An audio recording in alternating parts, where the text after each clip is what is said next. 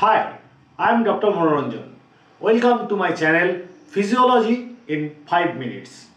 If you are interested in human physiology, just spend 5 minutes in a day. You can learn all about human physiology in a year. You can contact with me through email and my email is given below. We will start a nephrology section with glomerular filtration rate or GFR, and glomerulus is the first topic of this GFR part. So today's topic is glomerulus. We all know nephron is a structural and functional unit of kidney, and there is a rapid recapitulation of different parts of nephron.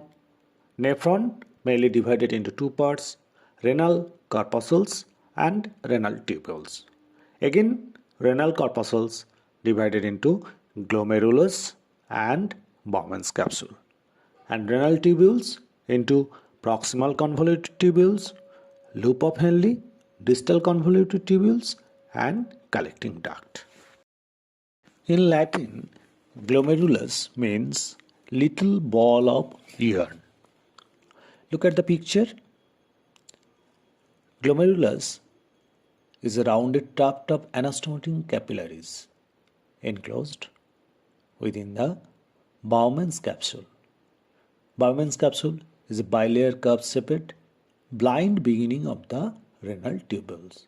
So there is an afferent arteriole through which blood enters into the glomerulus and an efferent arteriole through which blood leaves the glomerulus. Glomerular capsule or Bowman's capsule contains two layers. One is visceral layer and another is parietal layer.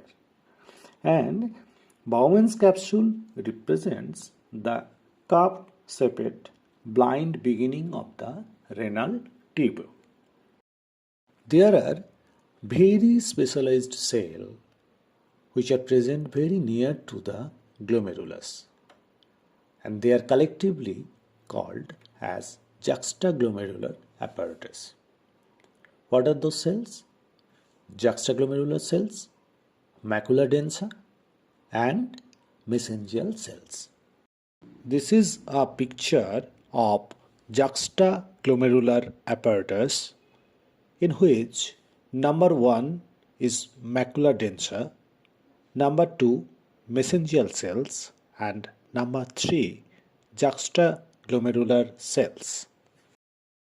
Juxtaglomerular cells are specialized myoepithelial cells, that means modified vascular smooth muscle cells located in the media of afferent arterioles.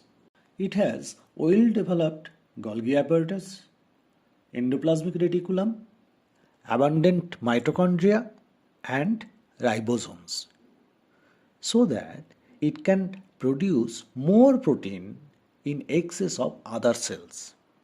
And renin is a protein enzyme. So renin is stored, synthesized, and released from these juxtaglomerular cells. It acts as baroreceptors and it is densely innervated by the sympathetic nerves. So it releases renin in response to sympathetic discharge. So it acts as baroreceptor and vascular volume receptor, and it is stimulated by hypovolemia and decreased renal perfusion pressure. And whenever it is stimulated, it releases stored renin. Macula densa are specialized renal tubular epithelial cells of thick ascending limb of loop of Henle, and this thick ascending limb of loop of Henle passes between the afferent and efferent arterioles of its own glomerulus. These cells are not well adapted for reabsorption. These are not innervated. It acts as chemoreceptor and it is stimulated by the decreased concentration of sodium chloride and reduced flow rate of tubular fluid in the thick ascending limb of loop of Henle, and whenever stimulated it secretes renin. Now another component of juxtaglomerular apparatus is mesangial cells. It is the interstitial cells bridge between the juxtaglomerular cells and macula densa. It acts as supporting cells. Since it is interstitial cells, or it acts as a bridge between the macula densa and the juxtaglomerular cells, it relays the signal from macula densa to juxtaglomerular cells. It also secretes various substances and takes up immunocomplexes. That's all for today. Thank you and follow for more videos.